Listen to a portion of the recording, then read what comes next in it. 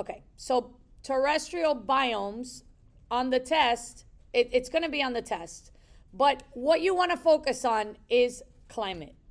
If you know climate for a biome, you will know everything you need to know on the test about the biome. Because climate, so I'm going to start with this. What determines one aquatic biome from another? See, that's a test question, by the way. Like the amount of light that reaches it, or like the depth. Okay, that's within one biome, right? What determines one aquatic biome from another? What determines marine from fresh? Salinity. Salinity. Now, girls, I'm over here teaching you. That's in the video. When you have one biome, like a marine biome, light. Why does light determine the biome? Because what does light do? What is light the start of? Plants' ability to make their own food, right? Wherever there's light, there's high primary productivity, okay? A terrestrial biome is determined by climate. What is the definition of climate? Everybody should know. What two things you have to talk about when you talk about climate? Temperature and precipitation, okay? We'll call it precipitation because in some biomes it's a different form of precipitation. You said weather, same thing. Weather over long periods of time. So you don't check the climate channel, you check the weather channel to know today's weather. Climate is, I'm going here in February, what's the temperature and precipitation patterns like? And that's what climate comes in. It's over time, right? So when you look at a biome, who has desert? What's your climate? Climate is hot, and there's very low precipitation. I like that. Hot and very little precipitation, right? Overall, that's what you think of when a desert. It barely ever rains and it's hot. So, and it's cold at night. I said I like that. So when you think of a desert and you know that it's limiting, it's not limiting, its contributing factor is temperature being hot and little rain, what does that automatically tell you? An organism has to be able to survive to live there. Not getting water all the time, so it has to have characteristics of any organism that can survive without water. What else does it have to have? It might have to have a characteristic to survive those extreme temperatures, like being nocturnal because the temperature goes down at night, right? So your focus for every question on your terrestrial biome is based on climate, okay? And then, of course, the environmental problems. Not necessarily the problems that are being presented to you, but what do you think is the biggest problem in a forest? Deforestation. I'm not going anywhere besides that on this test, okay? We don't need to know every single detail of every single biome, okay? But I created this intro to biomes first. The first thing you look at is biomes from hot to cold. Hot to cold, yes? The second thing you look at is their distance from the equator. I'm not gonna ask you how many degrees is desert from the equator? Later, we're going to talk about that because this is an important part of the biome and the sun and it's how it hits Earth. All this matters. For now, I need you to know, when you see the word tropical, what should you think of? You think of what? You do?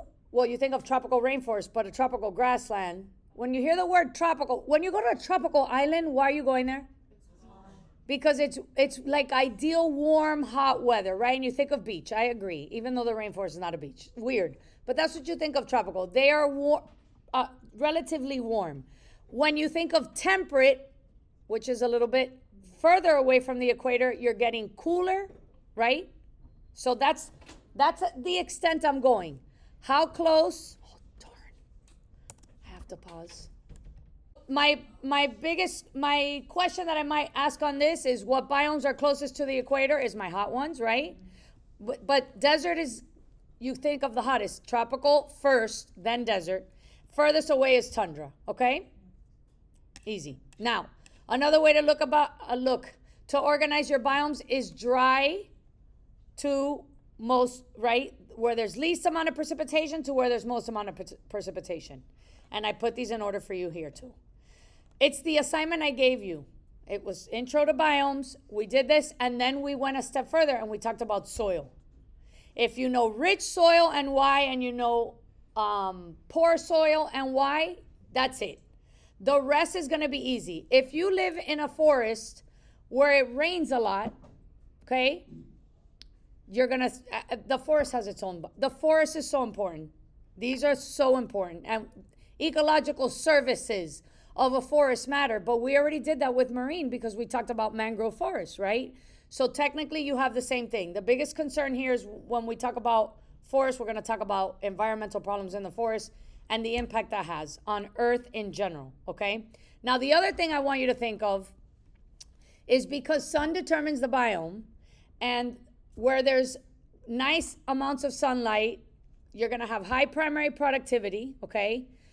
And remember the test I gave you where I talked about what two organisms have to exist in order for matter to continue to cycle, and what was the answer? Good. It was plants and decomposers, because if you have a plant making their own food, they could self-sustain, and when they die, a decomposer breaks down the nutrients and returns them to the soil, okay? So another thing you want to think of is these biomes that lack decomposers are what we call the most fragile biomes. Where do you think would be a biome that lacks decomposers? The tundra. Why?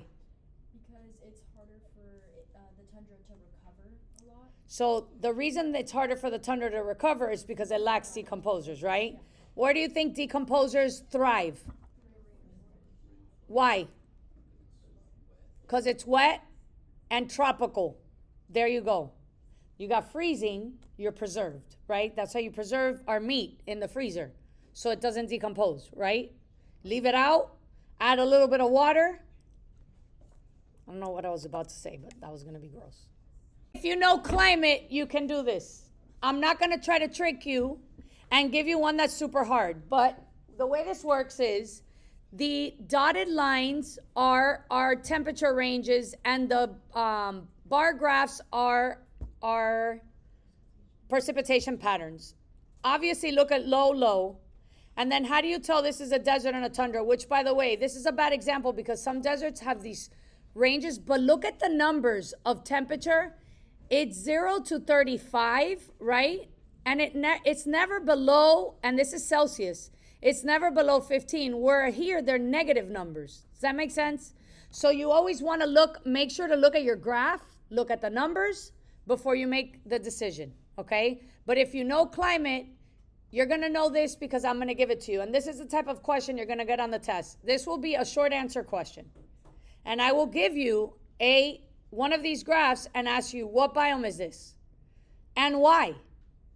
Right? So if your Y explains the precipitation and temperature pattern, then you should be able to nail the biome.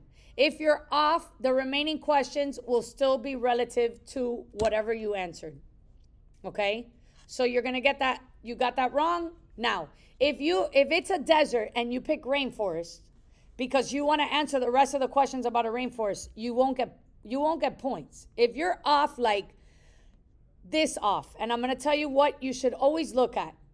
Desert and tundra are my low precipitation, and then comes chaparral, which I'm not even going to ask you anything about the chaparral. Let's put it that way. The middleman is always grasslands, and then comes forest. Okay? If we look at it in terms of hot to cold, we've got desert, then we've got the tropicals, then we've got the temperate, ending with the most cold, right? You could look at it both ways, but the grasslands are always in the middle.